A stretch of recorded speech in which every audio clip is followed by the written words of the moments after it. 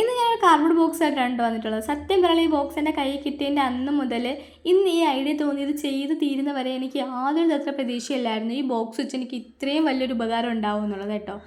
എൻ്റെ പ്രിയപ്പെട്ട ഒരാൾക്ക് ഞാനൊരു ഗിഫ്റ്റ് കൊടുക്കണം എന്നാലോചിച്ച് കുറേ ദിവസം കൊണ്ടേ ഇരിക്കുകയായിരുന്നു. ഇവനെ കണ്ടപ്പോൾ വിചാരിച്ചു എന്തുകൊണ്ട് ഇവരിലായി ഗിഫ്റ്റ് ചെയ്തുകൂടാന്നുള്ളത്. സത്യം പറയാമല്ലോ, എൻ്റെ പൊന്ന് കാർഡ്ബോർഡ് കുട്ടാ, നിന്നെ കൊണ്ട് എനിക്ക് ഇത്രയും വലിയ ഉപകാരം ഉണ്ടാകുമെന്ന് ഞാൻ പ്രതീക്ഷിച്ചതേ ഇല്ലായിരുന്നു. അപ്പോൾ ഫുള്ള് ഒരു ബ്രൗൺ കളർ ആയതുകൊണ്ട് ഞാൻ വിചാരിച്ചു ഒന്ന് ഫുള്ളായിട്ട് ബ്രൗൺ കളർ ചെയ്തെടുക്കാനേ. അപ്പോൾ നിങ്ങൾക്ക് ഇഷ്ടമുള്ള കളർ യൂസ് ചെയ്യാം കേട്ടോ. പിന്നെ എൻ്റെ കയ്യിൽ കുറച്ച് ഫോട്ടോസ് ഉണ്ടായിരുന്നു, അതൊന്ന് ഡബിൾ സൈഡ് ടേപ്പ് വെച്ച് ഒന്ന് ഒട്ടിച്ച് കൊടുക്കുന്നുണ്ട് കേട്ടോ. സംഭവം മനസ്സിലായില്ലേ? അതെ, നമ്മളൊരു കിടിലൻ ഫ്രെയിമാണ് കേട്ടോ മേക്ക് ചെയ്യുന്നത്. അപ്പോൾ എൻ്റെ ബെസ്റ്റ് ഫ്രണ്ട് ബർത്ത്ഡേ ആണ് കേട്ടോ. അപ്പോൾ ആൾക്ക് കൊടുക്കാനായിട്ട് ഞാൻ എന്ത് ചെയ്യുമെന്ന് ആലോചിച്ചപ്പോഴാണ് ഈ ഒരു ബോക്സും ഈ ഒരു ഐഡിയ എനിക്ക് കിട്ടിയത്. അപ്പോൾ ഞാൻ വിചാരിച്ചു ഒന്നും നോക്കണ്ട, ഇത് എന്നെ അങ്ങ് ചെയ്യാമെന്നുള്ളത് കേട്ടോ.